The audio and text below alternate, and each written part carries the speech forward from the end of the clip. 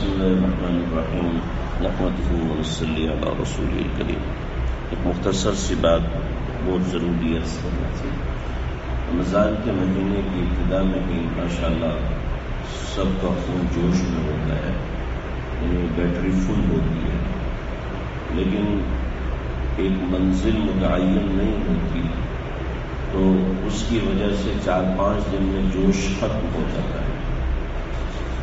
ضرورت ہے رمضان اچھے طریقے سے گزارنا ہے تو انسان کے سامنے ایک منزل متعین ہونی چاہیے کہ مجھے رمضان میں کرنا کیا ہے، یعنی ایک گول ہو میرے سامنے کہ اسے میں نے اچیو کرنا ہے، اور وہ صرف زبانی ذہن میں نہ ہو بلکہ اس کو اپنے پاس لکھ لے۔ مثلا دعائیں میں نے کیا کرنی ہے، اپنے بارے میں کیا کرنی ہے، اپنے بچوں کے بارے میں کیا کرنی ہے، اپنے گھر والوں کے بارے میں کیا کرنی ہے، والدین کے بارے میں کیا کرنی ہے، اپنے بارے میں کیا کچھ چاہتا ہوں، اس کو اپنے پاس لکھ لیں۔ پھر دیکھیں کہ میں نے اپنے بارے میں کیا دعائیں کی۔ لکھنے سے، دعائیں مانگنے سے اور دعائیں ذہن میں آئیں گی تو مانگنے میں ترقی ہوگی۔ میں نے کتنی تلاوت کرنی ہے اس رمضان میں؟ 10 کرنی ہے، ذرا 10 نہ کریں، اتنا کریں جو میں کر سکتا ہوں، وہ ذہن میں رکھیں اور اس میں ریگولرٹی لائیں، پابندی لائیں۔ اس میں پابندی ہوگی اور دیکھا جائے گا کہ میں نے کتنا کیا اور کتنا کر سکتا تھا، تو انسان کو سمجھ میں آئے گی۔ ورنہ ایسا ہوتا ہے کہ رمضان گزرنے کے بعد انسان کو شرمندگی محسوس ہوتی ہے، رمضان کیسا گزر گیا، کس طرح گزر گیا، پتہ ہی نہیں چلتا کہ رمضان کیسا گزارنا تھا میں نے۔ تو ایسے بعد میں ریگریٹ فیل کر کے انسان کہتا ہے اگلے سال اچھا گزاروں گا، پھر اگلے سال ویسا ہی ہوتا ہے۔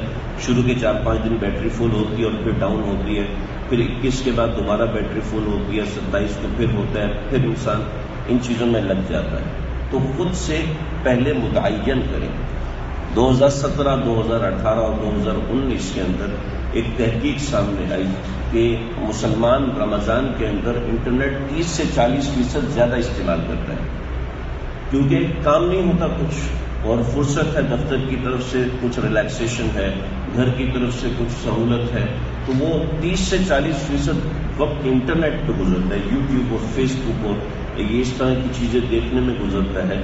تو چونکہ پہلے سے ایک پلان نہیں ہے، پہلے سے ایک منزل متعین نہیں ہے کہ مجھے تلاوت کتنی کرنی ہے، اور اس کو نوٹ ڈاؤن کرے کہ مجھے اتنی تلاوت کر لی، اتنی باقی ہے، اور جو آسانی سے کر سکتا ہے۔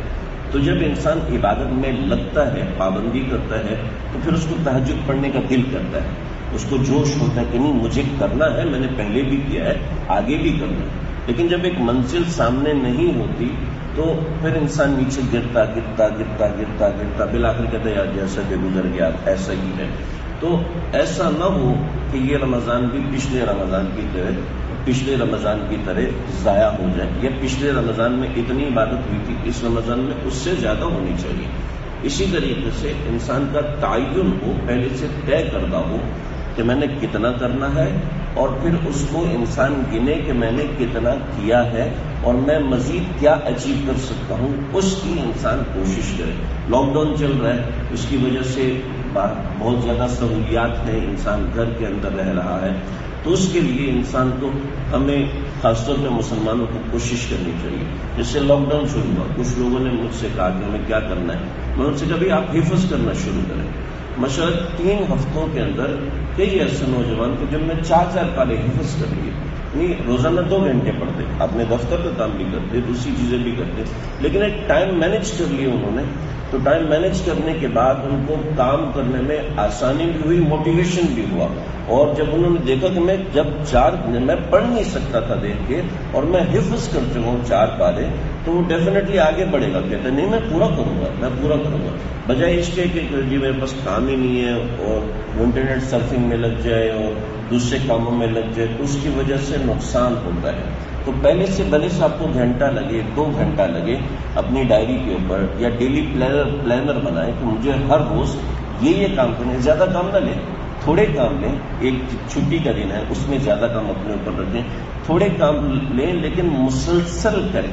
بطور مثال میں نے 100 روپے روزانہ کا صدقہ نکالنا ہے. 100 روپیہ 50 روپے کی مشکل نہیں ہوتی. اب جن کو گھر سے پاکٹ منی ملتی ہے وہ 10 روپیہ رکھ لے, اور جو تنخواہ والے سیلریڈ پرسن ہے وہ اس حساب سے کرے. تو اپنا پہلے سے طے کرے کہ مجھے کس طریقے سے کرنا ہے. یعنی کہ رمضان زندگی کو تبدیل کرنے کے لیے آتا ہے, رمضان محض روزہ رکھنے کے لیے نہیں آتا. رمضان کے اندر انسان میں اللہ رب العزت وقت میں برکت دیتے ہیں, اعمال میں برکت دیتے ہیں, روزی میں برکت دیتے ہیں, ہر چیز میں برکت دیتے ہیں. تو انسان کے کوشش اور محنت میں بھی اللہ کی طرف سے برکت آتی ہے. چنانچہ اس وقت کو استعمال کریں, اس وقت کو ضائع نہ ہونے دیں. یہ 30 دن مجھے کیسے گزارنے ہیں, 29 دن کیسے گزارنے ہیں, اس کو پہلے سے طے کریں, اور نہ صرف ذہن میں طے کریں بلکہ اس کو اپنے پاس لکھیں, اور لکھ کر کے اس کو چیک کرتے رہیں کہ میں کس حساب سے آگے بڑھ رہا ہوں اور کس حساب سے بڑھنا چاہیے. پھر اس کے درمیان انسان کو کمزوری آتی ہے, انسان کسی کے پاس جاتا ہے, ترغیب ہوتی ہے, موٹیویشن ہوتا ہے, آگے بڑھتا ہے, دوستوں سے ڈسکس کرتا ہے, دیکھو میں یہ کر رہا ہوں, مجھے آگے مزید کیا کرنا چاہیے. اس سے انسان کو فائدہ ہوگا. اللہ سمجھنے کے عمل کرنے کی توفیق. بسم اللہ الرحمن الرحیم. الحمد للہ رب العالمین والصلاة والسلام علی اشرف الانبیاء والمرسلین. اللهم ربنا تقبل منا انك انت السميع العليم وتب علينا انك انت التواب الرحيم.